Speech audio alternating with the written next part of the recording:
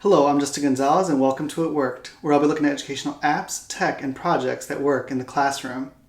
This year, I was asked to join the D100 Blogger PD group as they read Matt Miller's book, Ditch That Textbook. I've heard about this book before and I wanted to explore it with this group. This book helps teachers free their teaching and revolutionize their classroom with the use of technology. This format of Blogger PD is somewhat unique, where members of the group read and report their portion of the book. The other members within the group read along and discuss the book and the chapters virtually. I'll be discussing chapters 20 through 24 in this video, which are about technology, professional development, and student investment. In the description below, I will share links to the previous posts as well as future posts and the chapters that they correspond with. Please feel free to join along in the Ditch That Textbook book study. Chapter 20, Don't Deny the Tech. Miller begins this chapter reflecting on one of Mexico's most famous artists, Diego Rivera. The text states, Diego Rivera got his start as a muralist by, you guessed it, creating art on walls as a child.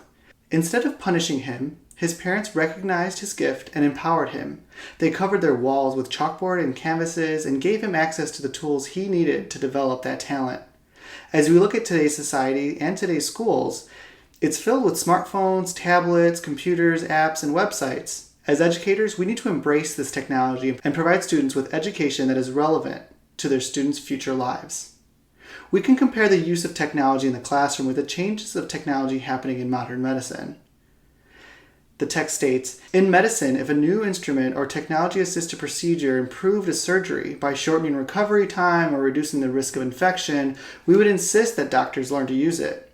In education, students should be afforded the opportunity to use the tools that will help them learn best.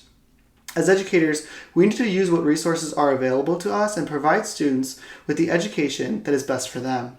Technology isn't going anywhere, and we need to use it to embrace teaching and learning in the classroom. If we aren't using technology to enhance teaching and learning within the classroom, we are not providing students with an education that is appropriate for their futures. Chapter 21. You are your own best PD. Recently, I was having a discussion with one of my colleagues when talking about professional development and one's willingness to learn and grow professionally. She stated that our field is one of the only continuing education professions that doesn't hold their individuals personally responsible for their own continued education and enhancing professional practice. Teachers have the expectation that if they're not trained in something, then they don't need to do it. You'd never meet a doctor who'd state, this is the way it's always been done, because then they'd be sued for malpractice. You'd never catch a doctor leaving mid-surgery because the complications of their patient kept them past contracted hours. Granted, yes, doctors get paid substantially more than educators, but we also hold the lives of the future in our hands, despite the lack of pay. Miller quotes Sean Junkins, a technology integration specialist from South Carolina. I've yet to have a student tell me they can't use technology in the class because they haven't had any PD on it. As educators, we need to take risks and be willing to try new things, even if that is outside of our comfort zone. The person that knows you best personally and professionally is yourself. You know your strengths and weaknesses, you know what areas you can grow in, and what areas you're already good at. It is your job to seek out professional development that meets your needs and allows you to grow to become a better educator. Miller suggests looking for educational videos, checking blogs, and connecting with other educators on Twitter, among others. A tool that is becoming more and more popular is podcasts. The same colleague that I mentioned above also has a podcast where she focuses on teacher reflection and the value and importance of reflection to help you grow professionally and personally. Check out The Peak in the Pit for more information and more professional development at your fingertips. Chapter 22, Sell It to Your Students. In this chapter, Miller states that we, as educators, are essentially salespeople. Don't want to consider yourself a salesperson, the text says? That's fine, as long as you recognize you're acting, thinking, and talking like one anytime you try to persuade people to your way of thinking. This is an interesting concept and one that I had never thought of before, but it's true. We want the best for our students. We want them to be successful. We want them to achieve things in their lives. We want to lay that foundation for them. We probably never say education is important or learning is crucial, but we indirectly say how important it is through our actions and our demeanor. We can't make our students learn, so we work to sell them on the value of learning. Students need to make the connections and agree with you on their own and with their own reasons. Miller reminds the reader that the digital audience is wider than ever. Pose a question to other experts or share your expertise with others. Students and or parents can and will share that positive message that you want to foster in your classroom. In this chapter, Miller mentions Michael Hyatt's principles for platform building. One of the principles is, don't ask for more than you give. The text states, teachers ask a lot of their students, and rightfully so, but whenever possible, give back. Talk to students, go to their activities, make them feel important. Students see when teachers are genuine and caring. Simple conversations about their weekend or how things are going at home go a long way for students. When anyone feels appreciated, they are more willing to go above and beyond for you. The last 3 chapters concluded section 2 of the book called Ditch That Mindset. The following chapters go into the practicalities of creating a relevant, digital enhanced classroom. Chapter 23, create a home for your stuff. So you might be asking yourself, okay, well, I ditched this textbook, now what? Well, it starts with a home for all your stuff.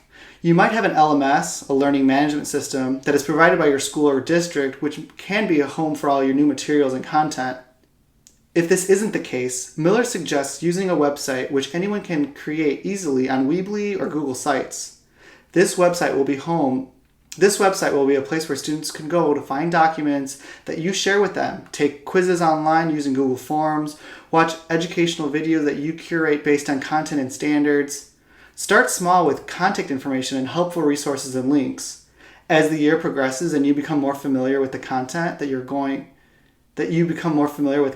be going on the website, add to it and make it fit the needs of your current students. Chapter 24, create content. Okay, I ditched the textbook and I have the home for the stuff, but what stuff are we talking about? Although the textbook was good for delivering content, it often lacked personalization, exploration, and creativity. The best solution is to create your own.